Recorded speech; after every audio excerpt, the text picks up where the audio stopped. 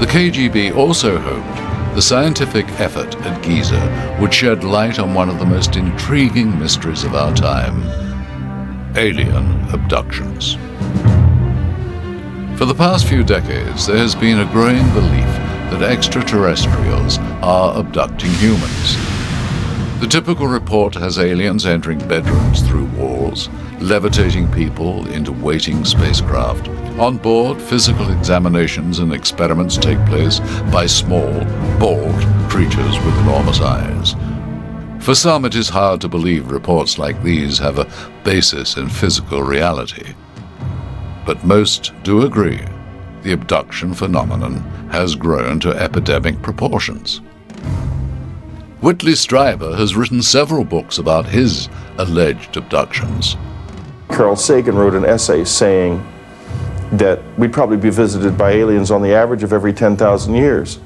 So why not now? It doesn't seem at all improbable to me. I don't know what the big, all the screaming about it can't be possibly true, it can't be true is. It's very strange. Why wouldn't it be true? The universe is such a huge place. Strieber is often cited as the person who brought alien abductions into the cultural mainstream. Like many abductees, he came to the realization of his alien encounter after psychotherapy and hypnosis. The fact that abductees often undergo hypnosis and counseling before recalling their abduction leads many researchers to attribute the abduction phenomena to a cultural delusion. However, other researchers have shown that the core of UFO abduction experience cannot be explained psychologically. Obviously, if we hope to determine the validity of alien abductions, it will require far more than just memories. We will need what the KGB thought they could find in Egypt: empirical evidence. The KGB reasoned that if Egypt was once the site of an extraterrestrial outpost, the country could very well be an active area for alien abductions. They may have been right. It has long been rumored that in 1985 a bus full of tourists disappeared while in Egypt. Some say it was an alien abduction. Perhaps due to the thriving tourist trade, Egyptian authorities have neither admitted nor denied the disappearance. But during our investigation, we obtained from Russian black market sources a missing person report dated April the 25th, 1985. Purportedly, it is from the Cairo Police Department. It reads, at approximately 1900 hours, a group of 22 tourists departed the Cairo hotel. They told no one of their destination. A video camera was found near the abandoned bus. Even though the authenticity of the document could not be verified, we still searched for a lead on the alleged disappearance. We found it during the hidden camera exchange. That's terrible. Scary. That's Lubyanka. It's a headquarters of KGB. You've been in there? Yeah. You're ready to pee in your pants. That's terrible. Hey, by the way, when you came out of any of your last trips out of Egypt, did you ever come across a videotape, Egyptian? You're lucky. I have some tape. I saw some pornography, but only the tape. You can have it. What you are about to see could possibly be the closest we have come to confirming the reality of alien abductions. If so, this dark, grainy home video could change our world forever. Allegedly, this tape is from the video camera found near the abandoned bus. No visual enhancement has been done to the tape. What you are seeing is exactly how it was recorded. People are exiting the bus, no indications of force.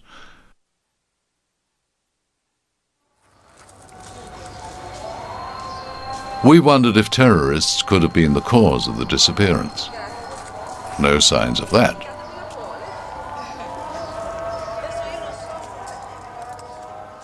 The location appears as if it could be somewhere in Egypt, Note the sign in Arabic. Similar to a no trespassing sign, it reads, "Forbidden."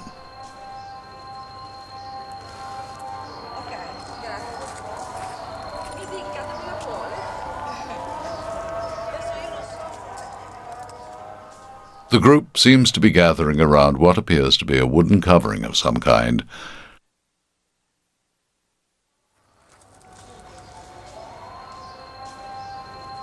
They seem to be doing nothing more than waiting and watching the skies.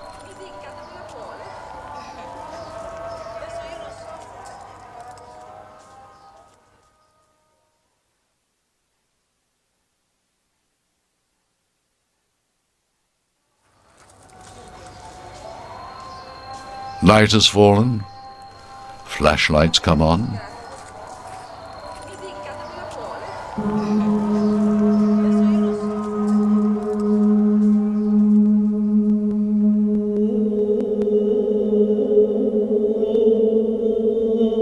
Watch close.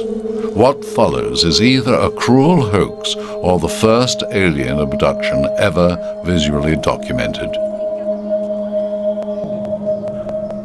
Radiance from somewhere illuminates the night.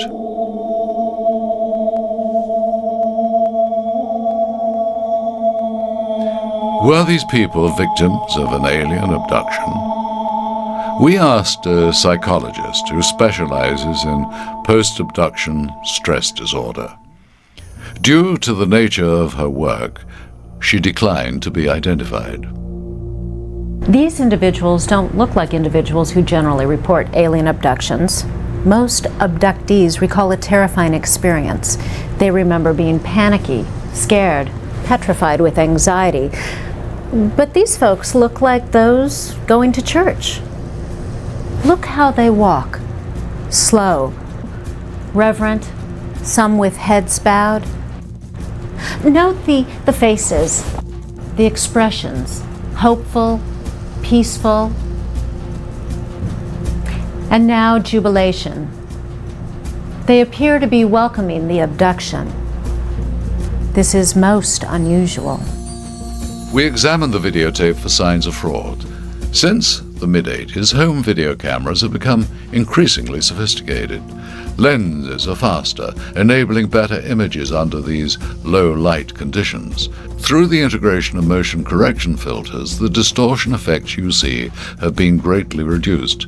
Our technical comparisons indicate the quality of the video appears consistent with that of home video cameras of the period. During our examination of the tape, one fact emerged. If these people were abducted, the source of this light could have been from an alien spaceship. If so, the light could be our best clue, for light possesses something like a fingerprint. The spectrum of light is used by astronomers to determine the motion of astronomical objects. We asked an optical consultant for his interpretation. Claiming he has worked for the CIA, the man requested he not be identified. The light on the video does not match any known light source. Tungsten, halogen, fluorescence. The Kelvin reading is normal, as if sunlight were the source. But since the video was shot at night, we have to rule solar out. That leaves nuclear, or possibly an ionized photon device. Now, I also measured the velocity of the light source. Early in the video, the spectra is blue shifted. That means that the light source is moving toward the observer.